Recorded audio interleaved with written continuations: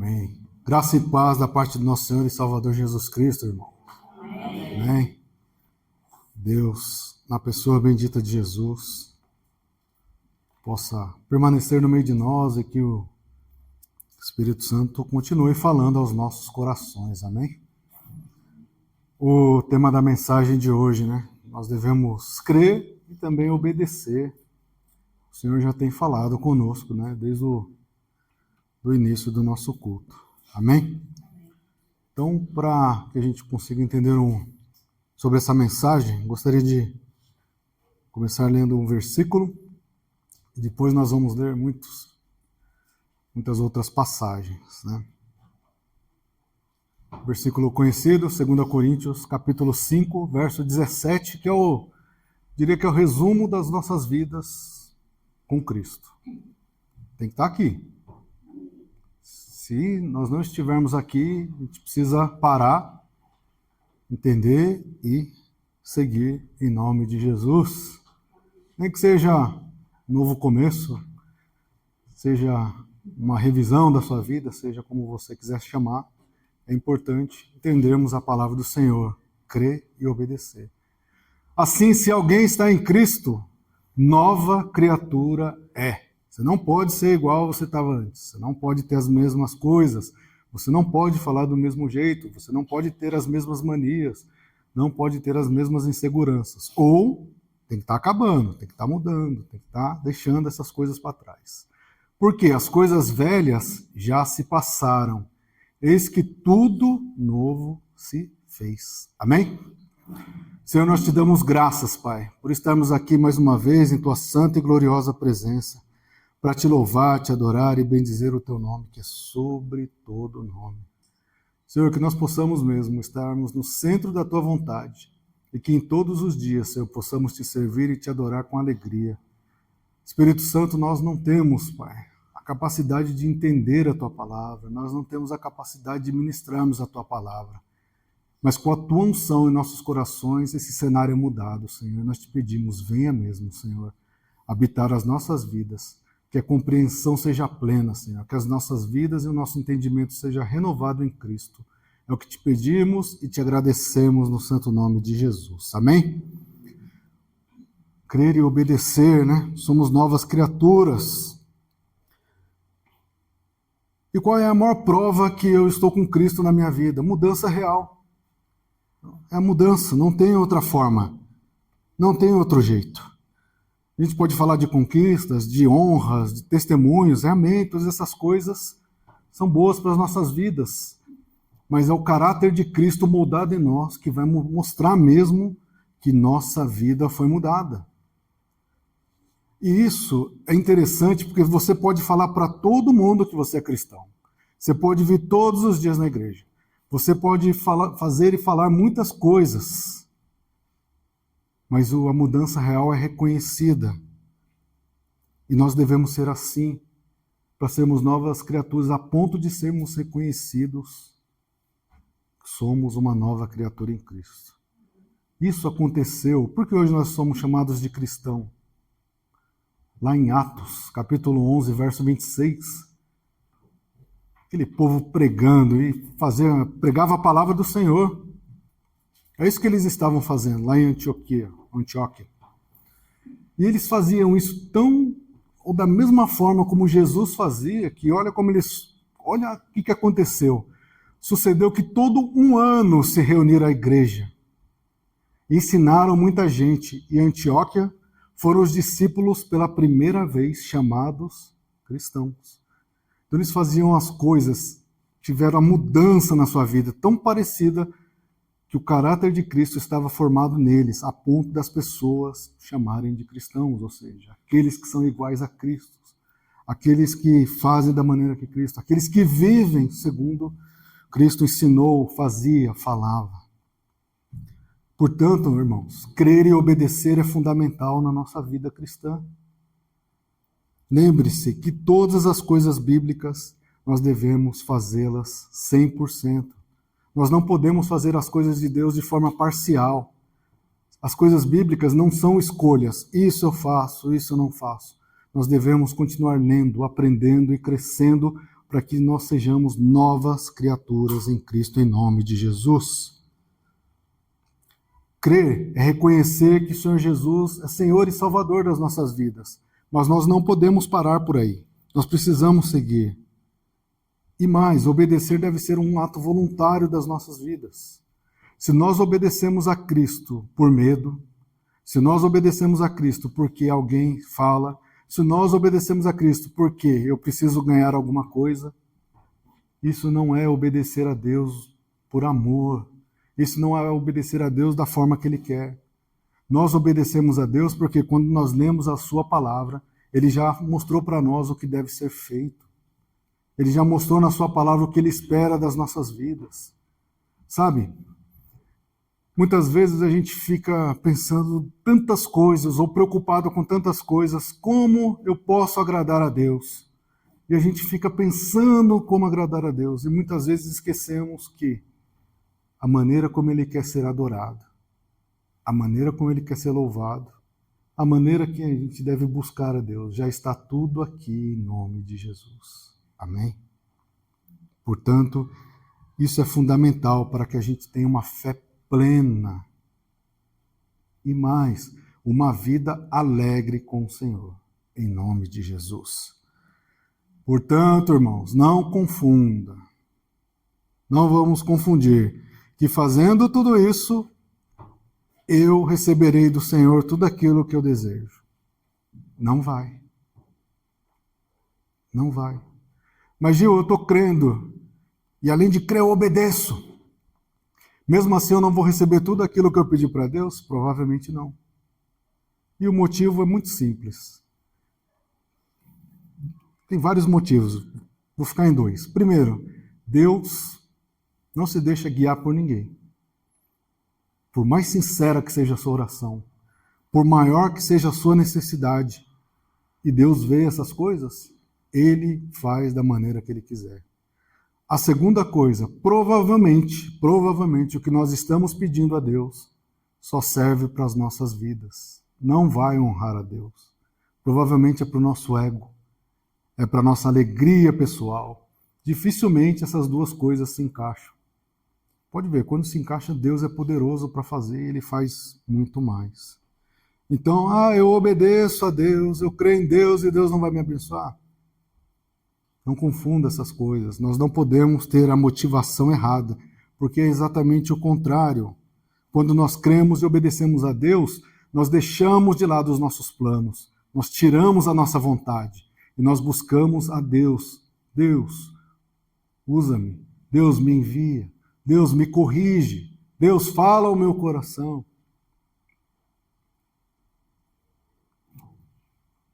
Crer não é o suficiente. Como não? Vamos à palavra. Tiago, livro de Tiago, capítulo 2, verso 19. No capítulo 2, ele está falando de várias coisas que nós devemos fazer. E ele traz uma palavra que impacta. Eu creio em Deus. Aí vem Tiago e nos chama para a realidade. Tu crês que há um só Deus? Eu creio. Fazes bem. O capeta também. Os demônios creem. E mais, eles estremecem, porque eles já estão julgados. Eles sabem que existe um Deus, eles sabem que existe um mundo espiritual ativo, atrapalhando todo mundo, e eles tremem, porque eles sabem que Deus é poderoso para fazer as coisas. Então nós devemos, além de crer, obedecer ao Senhor, para a gente possa seguir. Por isso é necessária a obediência. A obediência nos levará não somente a crer, mas a fazer as coisas com amor, as coisas com dedicação. De novo, as coisas como os filhos de Deus fariam. Lembra lá que a gente leu em Atos? Eles faziam de uma forma que foram reconhecidos como cristãos. Não foi pela roupa que eles usavam, não foi pelo que eles possuíam, não foi pelos estudos que eles tinham, não foi por falar eloquente, mas sim porque eles faziam, o caráter de Cristo estava moldado na vida deles. A vida cristã é simples. Marque isso, é simples, mas ela é extremamente difícil. Ela é simples por quê? Para sermos cristãos, não depende de nós. O sacrifício de Jesus já foi feito ali na cruz do Calvário. Amém? E por que ela é difícil? Porque a cruz exige renúncias das nossas vidas. Quando nós vamos a Cristo e somos perdoados, agora nós devemos viver de acordo com o que Cristo tem para as nossas vidas. Olha que interessante. Quando nós alinhamos a nossa oração com a vontade de Deus, Mateus capítulo 6, verso 10. Lembra a oração que Cristo ensinou? O que diz no verso 10? Seja feita a tua vontade. É ou não é difícil essa palavra? Todos nós, ou a maioria de nós, hoje em nossas orações, ou ontem quando nós oramos, ou hoje de manhã, provavelmente a maior parte das nossas orações foram pedidos. Abençoa a minha vida. Abençoa a minha casa. Abençoa o meu trabalho. Restaura tal situação. Guarda o meu casamento. Guarda a igreja. E tudo bem, está tudo certo. Em que momento na nossa oração teve essa parte aqui? Quando que a gente começou assim? Senhor, antes de pedir, seja feita a tua vontade. Olha lá ainda, né? Nós somos assim, irmãos. A maioria de nós. Porque nós ainda estamos sendo moldados ao caráter de Cristo. E por que essa parte é importante? Porque se nós não entendemos isso, a gente quer fazer as coisas do nosso jeito. E por que a vida cristã é difícil? Porque ela pede renúncias. Que tipo de renúncias? A palavra de Deus diz, perdoar não é negociável. Eu não escolho quem deve ser ou não perdoado. A palavra de Deus ensina, o amor não é um sentimento. Eu gosto ou não gosto. Não é assim que funciona. Ajudar alguém não é crédito. Eu estou ajudando, eu estou colocando crédito lá com Deus. Essa semana eu não ajudei ninguém, então Deus vai lá e debita da minha conta. Não é assim que funciona.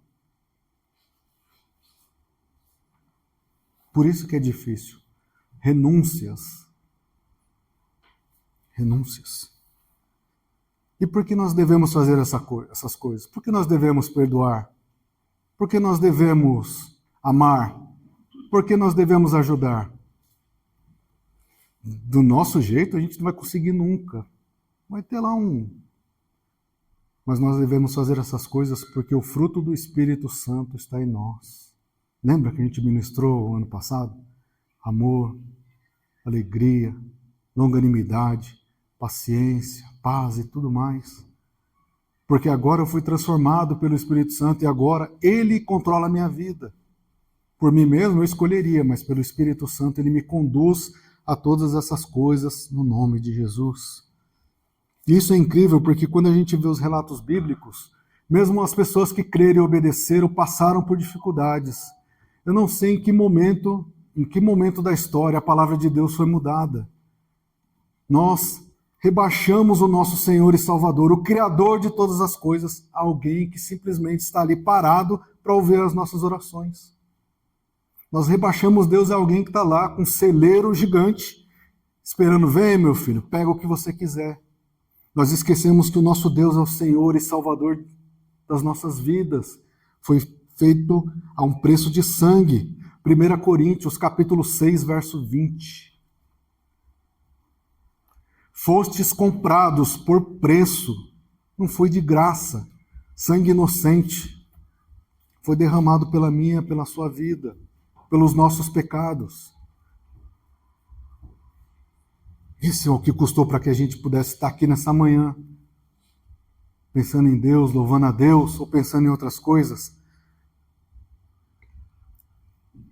E quando nós materializamos isso, nós desprezamos o sacrifício de Cristo. Eu vou a Deus para pedir coisas somente. Esquecemos de fazer a sua vontade, Senhor. E isso é interessante porque desde o início é assim. Isso não é uma coisa nova. A desobediência inicial, até o Paulinho no início falou aqui. Olha que interessante, Gênesis capítulo 2, versos 16 e 17. Vamos ver aqui o texto. ordenou o Senhor ao homem, dizendo, ordenou. Deus não pediu opinião. É importante ler o texto. Deus ordenou. De toda árvore do jardim comerás livremente. Está claro o texto?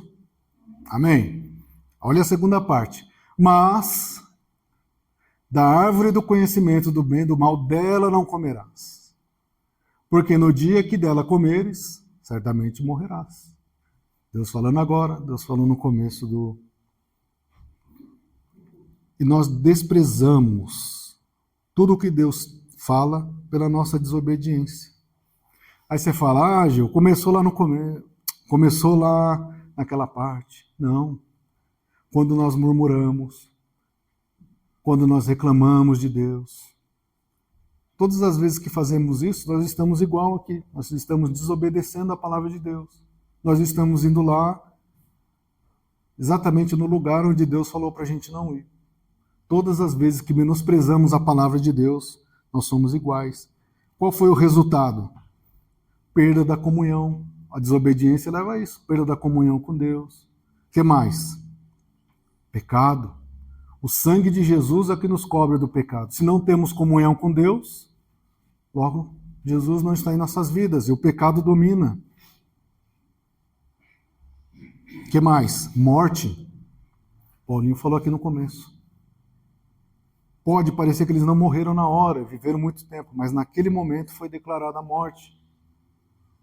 Se não fosse Deus em nossas vidas, espiritualmente também estaríamos mortos. E por que muitas vezes acontece isso? Motivações erradas. Nós ficamos frustrados pelas coisas erradas. Nós ficamos agarrados em promessas que Deus nunca nos fez. Colossenses capítulo 3, verso 2, é um alerta para as nossas vidas. Cuidado com as coisas que nós estamos pedindo. Porque às vezes a gente não recebe e ficamos frustrados, mas ó Deus chamando a atenção. Vocês podem pedir, vocês podem trabalhar por essas coisas, mas lembre-se, pensai nas coisas que são do alto, de cima, não nas coisas que são da terra. Por melhor que sejam as coisas aqui, e amém, compre carro, viagem, aproveitem, não tem nenhum problema, mas nunca esqueçam, seja feita a tua vontade, Senhor. Me ajuda a pensar nas coisas que são do alto. Deus, céu, vida eterna, perdão dos nossos pecados.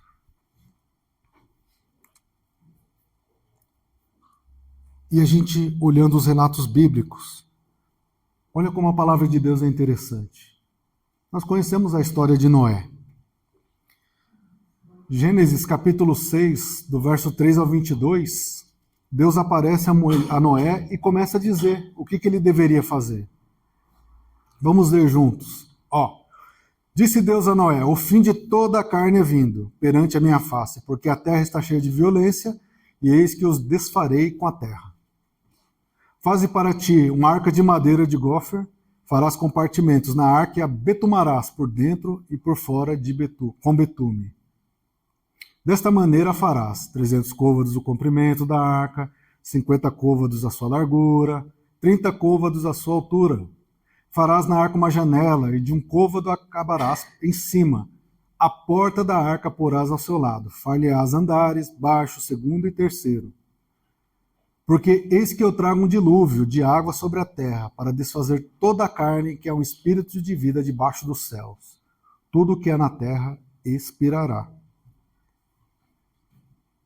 Só até aí, Juninha. Aí você pode voltar no 13, por favor. No 14, por favor. Deus falou exatamente o que tinha que fazer. Vamos pensar, vocês acham? Não está escrito. Mas será que Noé entendeu exatamente o que iria acontecer? Até aquele momento não havia chovido. Ninguém tinha construído algo tão grandioso. Aí Deus apareceu e falou. Mas olha os detalhes da palavra de Deus. Faze para ti uma arca de madeira, ó Deus falando, vai usar esse tipo de madeira. Faça compartimentos. Betumarás por dentro e por fora. Olha o 15. A largura, com esse comprimento. Olha o 16. Farás nela uma janela, Segundo, terceiro andar. Qual é o detalhe dessa construção? Que Noé não perguntou para Deus: Senhor, onde está o leme? Onde está? Como é que eu vou controlar, Senhor, essa embarcação?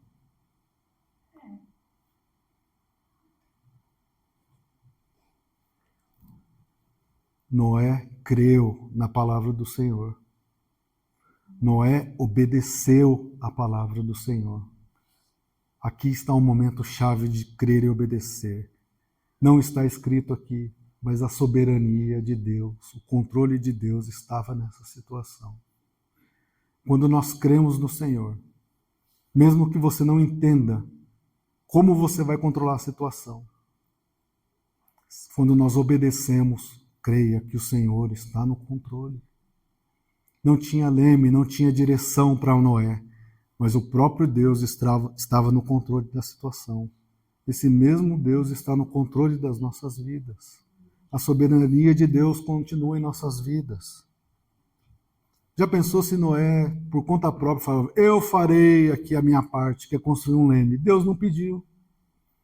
Assim também as nossas vidas, quando nós queremos controlar as coisas que Deus não pediu. Mas quando somos obedientes, a soberania de Deus está sobre a nossa vida. E qual que é o detalhe? Estava sobre a vida de Noé. Quem mais? A família dele, que estava junto. Quem mais? Todos os animais que estavam lá. Quem mais? Tudo aquilo que foi declarado por Deus. Aqui sim, você obedeceu? É a sua vida, é o seu casamento, são os seus filhos, é a sua casa, é o seu trabalho, é tudo aquilo que Deus te deu. Sem você perceber a soberania de Deus guardando a sua vida. Em nome de Jesus. Viu a diferença? Não acrescente leme, não queira pôr controle naquilo que Deus não pediu para as nossas vidas. Eu tenho que ter um sacrifício para ir para o céu. Não, ele já fez. Noé creu e obedeceu, por isso ele, sua família e todos viveram em nome de Jesus. Porque a desobediência causa a morte. Vocês conhecem a história de Uzá? Uzá foi um camarada que encostou na arca do Senhor. Sabe o que aconteceu? Morreu.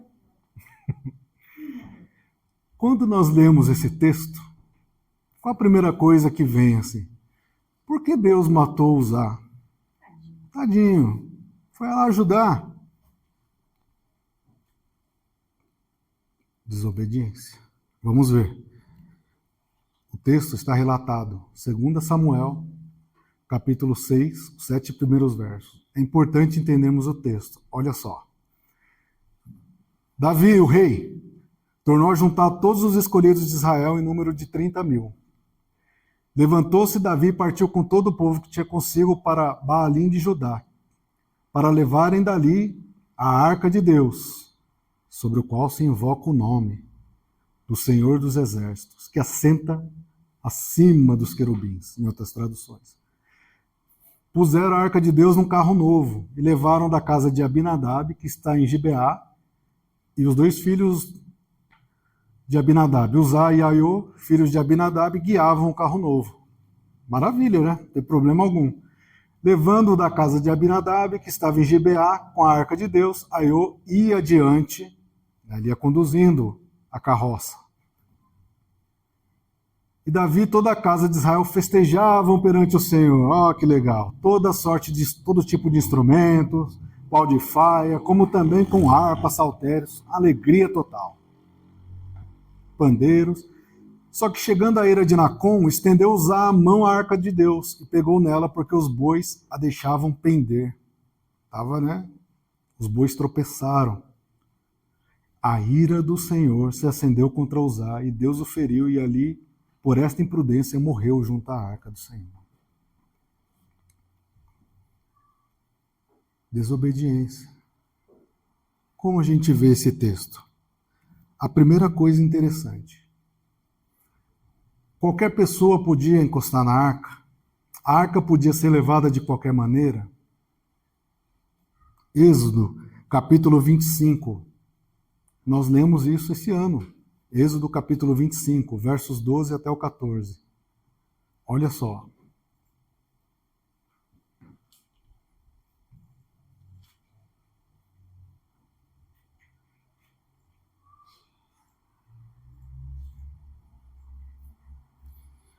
Nós lemos aqui que Davi levou seus homens para recolher a arca, né? Mas olha o que Deus falou: fundirás para ela, para a arca, 4 argolas, tinha uma em cada ponta, né? Nos 4 cantos delas. 2 argolas num lado, 2 delas, e 2 argolas no outro lado. Uma argola em cada canto. Farás varas de madeira, né? De acácia, e as cobrirá com ouro. Olha as instruções de Deus, não tem dúvida. Colocarás as varas nas argolas, né? A travessa, aos lados da arca, para se levar com elas a arca. Assim estava pronta. Aí nós vamos lá para o livro de Números, capítulo 4, verso 15. Aqui é a arca pronta. Aí no livro de Números, por isso que a gente precisa ler. Às vezes fala, o Velho Testamento é difícil, mas lá tem as coisas explicando o porquê. Havendo, pois, Arão e seus filhos, ao partir do arraial, nessa época não tinha o templo. Então eles montavam, e quando precisava partir, era enorme, tinha muitas coisas. Então, tinha Arão, que era o sumo sacerdote, seus filhos, cada um tinha uma parte. E Coates era os filhos dele eram aqueles que deveriam levar as coisas. Ó. Ao partir do arraial, acabado de cobrir o santuário, todos os instrumentos do santuário, então os filhos de Coate, inclusive Uzai e Aio, virão para levá-los, mas no santuário não tocarão, para que não morra. Estava escrito lá, ó, se tocar vai morrer. Este é o cargo dos filhos de Coate, a tenda da congregação. Eles deveriam levar a arca. E como eles deveriam levar? Deus também colocou lá em Números 7 e 9. Aos filhos de Coate nada deu, ou seja, ele não deu carro de boi, não deu outras coisas, somente o quê? Porquanto a seu cargo estava o santuário, e o levavam aos ombros. Lembra das argolas? Passa as argolas, põe no ombro e leva. Como nós lemos aqui no texto que estava sendo levado? Carro de boi. E outra coisa, os levitas deveriam fazer isso. Era a função deles. Então, primeira coisa, Davi levou seus homens para recolher a arca em vez dos levitas. Se Davi queria levar, ele deveria chegar no sumo sacerdote. Preciso levar a arca daí. Os levitas saberiam como fazer. A segunda coisa que chama a atenção, a palavra diz que a arca ficou na casa de Abinadab. Provavelmente eles se acostumaram com a presença da arca lá. A arca devia estar em algum lugar que não era o jeito certo. E eles se acostumaram de uma forma que trataram a arca de qualquer maneira. Isso é perigoso quando nós esquecemos, nós nos acostumamos com as coisas de Deus. Eu louvo de qualquer maneira. Eu leio a palavra de qualquer maneira. Eu falo de qualquer maneira. Eu ministro de qualquer maneira. Eu intercedo de qualquer maneira. Alguém está precisando de oração. Oh, Senhor, guarda aquela vida, em nome de Jesus. A gente acha que é só a arca. E eles se acostumaram com aquilo. E o terceiro motivo, a palavra diz que a arca não caiu. Os bois tropeçaram, em outra tradução. Nem a carroça caiu. Nem a arca caiu. Mesmo assim, Uzá foi tocar. O que ele pensou? Se eu não ajudar a arca do Senhor, ela vai quebrar, e a presença do Senhor irá sumir das nossas vidas. Muitas vezes nós queremos ajudar a Deus, sendo que não foi pedido. E mais, se tivesse feito as coisas do jeito certo, não precisaria estar naquela situação. Ou seja, Uzá não deveria estar ali. E ele morreu. Deus precisa de ajuda? Deus precisa do nosso auxílio? De novo, eu adoro essa palavra. Onde Deus, na Bíblia, está pedindo a nossa opinião? Deus é legal, né, Toninho? Deus não está pedindo a nossa opinião, porque Ele sabe o que é melhor. Ande em obediência. Não se acostume com as coisas do Deus, a modo de tratar de qualquer maneira. E Deus não precisa da nossa ajuda em nome de Jesus. Continuando, a obediência. Muitas vezes nós nos frustramos, eu já falei aqui, porque nós estamos apegados em promessas que Deus não fez para nós. Mas olha só, no livro de João, capítulo 21, tem a história de que os apóstolos estavam reunidos, alguns deles, e aqui Jesus já tinha crucificado, eles voltaram a fazer as coisas. Esses abençoados participaram da missão, viram Jesus fazendo milagres, foram ministrados pelo próprio Salvador. Mas em um determinado momento, Jesus foi crucificado. Sumiu das nossas vidas. Às vezes nós estamos como eles. Nossa, eu participei, eu vi as coisas, mas parece que agora Deus me abandonou. Parece que os milagres que acontecem ao lado não são para mim.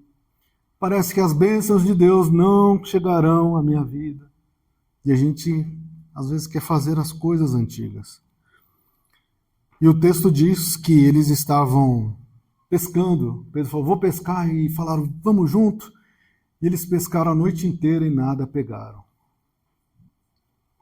Mas olha que interessante. Pode ir para o 3, Julinha, por favor. Disse-lhe Simão Pedro, vou pescar. Dizem-lhe eles, também nós vamos contigo. Foram, subiram logo para o barco e naquela noite nada apanharam. Vamos traduzir isso para as nossas vidas. Nós não somos pescadores.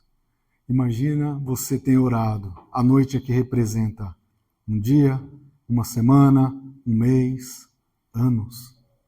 E nada apanharam. Nada de uma resposta de Deus. Nada de um sim, não. Nada de Deus. Imagine a frustração que muitas vezes nós nos sentimos. Porque a frustração vai nos levar à cegueira. Olha o verso 4. Eles pescaram à noite, mas, sendo já manhã, ou seja, já estava clareando o dia, Jesus se apresentou na praia. Mas o que acontece quando nós estamos frustrados ou apegados às coisas que nós colocamos como prioridade? Nós não reconhecemos Jesus em nossas vidas. Os discípulos não conheceram que era Jesus. Por quê? A prioridade era o peixe. A prioridade é minha bênção. A prioridade é minha resposta. A prioridade é eu, Senhor. Eu preciso disso. E quando essas coisas não acontecem, eu não consigo reconhecer Jesus em nossas vidas. E para ajudar, olha a pergunta de Jesus. Olha como Jesus é sensacional. Jesus sabia que eles não tinham pegado nada. E olha, ainda vai lá e pergunta, tendes alguma coisa de comer? Ainda tem fé aí? Ainda tem forças para orar? Você ainda acredita que eu sou o Senhor e Salvador? Mesmo depois de todo esse tempo sem eu responder? Você ainda vai continuar confiando mesmo que as coisas não aconteçam da forma que você imaginou? É a pergunta de Jesus. Tendes alguma coisa de comer?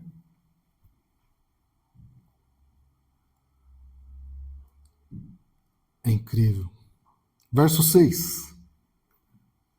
Ele lhes disse, Jesus, lançai a rede para o lado direito. Olha as ordens. Obediência é importante na vida com Deus. Lado direito do barco e achareis. Continue orando. Continue jejuando. Continue intercedendo. Não desista das coisas que você tem apresentado ao Senhor em nome de Jesus. Lançaram-na, pois, e já não podiam tirar pela multidão de peixes. Quando as coisas acontecem, a gente fica alegre, a gente não consegue entender, explicar. Como já foi testemunhado aqui, todos nós temos testemunhos. A gente não consegue entender, porque é muito além. E aí, vamos lá para o verso 9, Júlia, por favor. Logo que desceram para a terra, viram ali brasas e um peixe posto em cima. Poxa, depois de tudo, Jesus já não podia pular para essa parte? Oi, vocês não pegaram nada? Ó, aqui, ó, tem churrasco para a gente e pão. Mas olha como são as coisas de Deus. Eles tiveram que, em obediência ao Senhor, voltar para o mar.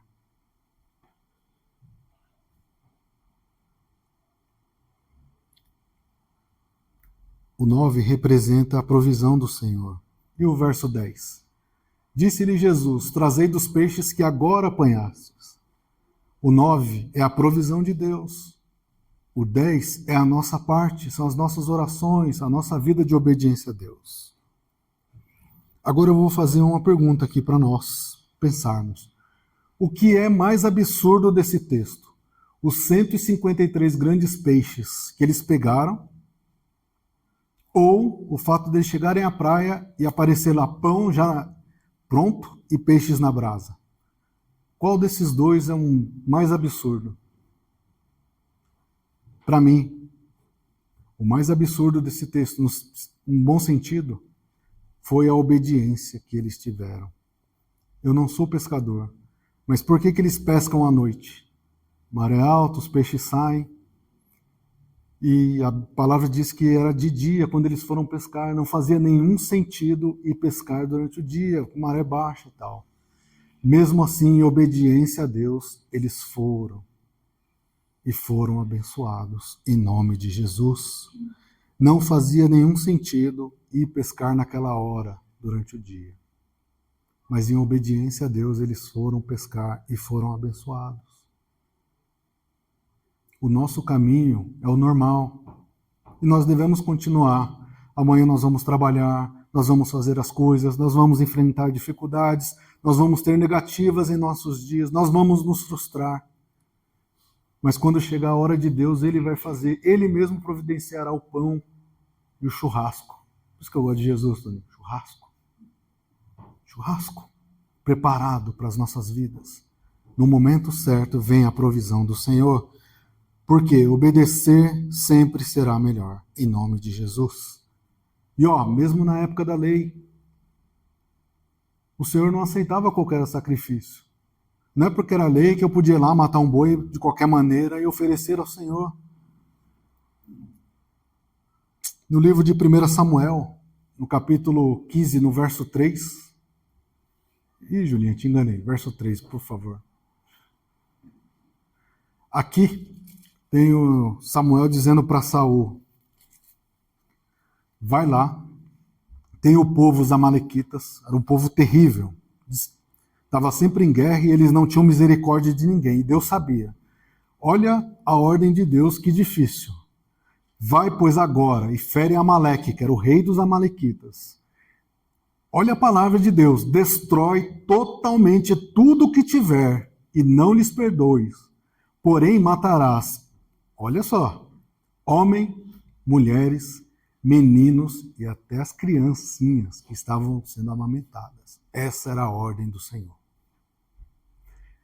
Desde os bois até as ovelhas, os camelos e até os jumentos. Mata tudo. Tem alguma dúvida aqui nessa palavra o que era para fazer? Através de Deus, através de Samuel, Deus estava dando a ordem para Saul. Deus mandou destruir tudo. Mas olha só, Saul resolveu escolher, resolveu desobedecer. Aí o verso 8, Júlia, por favor. Tomou vivo Agag, o rei dos amalequitas, porém a todo o povo destruiu ao fio da espada. Ele falou, o rei eu vou poupar. Deus falou para poupar? Verso 9. Saul e o povo pouparam Agag, ao melhor das ovelhas e das vacas, e da segunda ordem, aos cordeiros, ao melhor que havia, e não os quiseram destruir totalmente. Olha, vaca, ovelhas, vamos poupar, vai ser bom para nós, né? Porque Deus não vai dar a provisão, vamos garantir, porque Deus não sabe o que faz. Porém, a toda coisa vil e desprezível destruíram totalmente. Eles escolheram aquilo que era bom, totalmente em discordância contra a palavra do Senhor. A pergunta é, será que Deus não sabe o que é melhor? Será que poupar aquelas ovelhas faria deles um povo melhor? Será que aquilo traria riqueza para eles? Porque Deus não sabia que aquilo era bom ou era ruim? Verso 13, Júlia, por favor. Nós achamos que algo é bom. Aí chega Samuel a Saul, e aí Saul diz, bendito seja tu, vim cumprir a palavra do Senhor. Você vai falar isso para o profeta, aquele que tinha recebido diretamente de Deus. Aí disse Samuel: que balido é esse, né? Que barulho é esse de ovelhas que vem aos meus ouvidos? O mugido das vacas. Saul disse: de Amaleque as trouxeram. Olha como é a covardia. Lembra que Adão falou que a mulher que tu me deste. A palavra de Deus, ela mostra que a gente acha que são coisas isoladas. Olha o que Saul, o rei, falou: o povo poupou.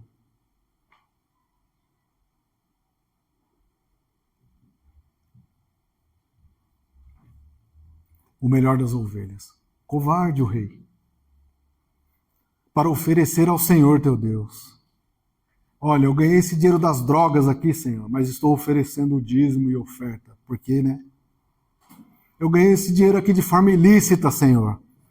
Eu roubei esse carro aqui, vendi, transformei em dinheiro, mas eu estou oferecendo ao Senhor. Deus vai abençoar, não vai? Deus, a igreja precisa de dinheiro. O resto, porém, destruímos. Eu falei quem eram os ladrões, foram presos, mas o carro roubado eu vou usar, Senhor. Pode parecer brincadeira, mas faz sentido quando nós vamos em desobediência à palavra de Deus? Disse Samuel a Saul: espera, eu te declarei que o Senhor me disse essa noite. Ele disse: fala. E disse Samuel: porventura, sendo tu pequeno aos teus olhos, não fostes por cabeça das tribos de Israel? Você é o rei, meu amigo. Você deveria ter feito, você foi o primeiro, o povo. E o Senhor te ungiu rei sobre Israel, você que está no comando. E enviou-te o Senhor a este caminho e disse: vai, destrói totalmente esses pecadores, os amalequitas. Peleja contra eles até que os aniquiles. Por quê? Se a gente continua lendo a palavra, vai ver que depois eles se reuniram lá e voltaram a atacar o povo do Senhor. Porque, pois, não destes ouvido à voz do Senhor, antes te lançaste ao despojo e fizeste o que parecia mal aos olhos do Senhor? Então disse Samuel: antes dei ouvidos à voz do Senhor, e caminhei no caminho pelo qual o Senhor me enviou, e trouxe a Agag, rei de Amaleque, e os amalequitas destruí totalmente. Nós somos ótimos em dar desculpas, todos nós, desde o começo. Foi a mulher, o povo, mas o povo tomou do despojo as ovelhas e a vaca, o melhor do interdito, para oferecer ao Senhor Deus em Gilgal. Marquem esse texto, ele vale para as nossas vidas. É daquela época, é atual e valerá para o futuro. Porém, Samuel disse: tem porventura o Senhor tanto prazer em holocaustos e sacrifícios, como em que se obedeçam a palavra do Senhor? Eis que obedecer é melhor do que sacrificar. Isso dói em mim, tá? Quando eu leio, quando eu começo a lembrar das coisas. E o atender é melhor do que a gordura dos carneiros. 23. Porque a rebelião é como o pecado de feitiçaria, e o porfiar, né, brigar, é como iniquidade e idolatria, porquanto tu rejeitastes a palavra do Senhor. Ele também te rejeitou a ti, para que não sejas mais rei. Não consegue obedecer, não serve. Pode ir para o 33? E Deus já tinha rejeitado a Saul, ele não sabia. E aqui Samuel mostra como deve ser feito com o pecado. Disse, porém, Samuel: assim como a tua espada desfilhou, ele falando para Agag, desfilhou as mulheres, assim ficará desfilhada a tua mãe entre as mulheres. Então Samuel, olha as palavras que a Bíblia usa, despedaçou a Agag perante o Senhor em Gilgal. É como se Deus estivesse falando: combata esse pecado, todo ele, mesmo a parte que pareça boa, despedace esse pecado perante os olhos do Senhor, para que ele não tenha mais poder, domínio em sua vida. Em nome de Jesus, amém? Despedace o pecado. Não escolha a parte boa, não existe parte boa no pecado. Ainda que pareça ovelhas, despedace em nome de Jesus. Seguindo, Portanto, nós devemos crer e obedecer, irmãos. Isso é fundamental para a nossa vida cristã. Quem crê e obedece tem crescimento espiritual. Espiritual. E as outras coisas, Jesus acrescenta. Para cada um ele tem um plano. Amém. Só que eu te digo, se você tem feito isso, você vai ver que as renúncias são como desafios em nossas vidas. É muito difícil renunciar. Porque nós somos apegados a esse mundo. Nós queremos ter o controle da arca. Nós queremos ajudar a Deus. Nós estamos frustrados com as coisas que não recebemos.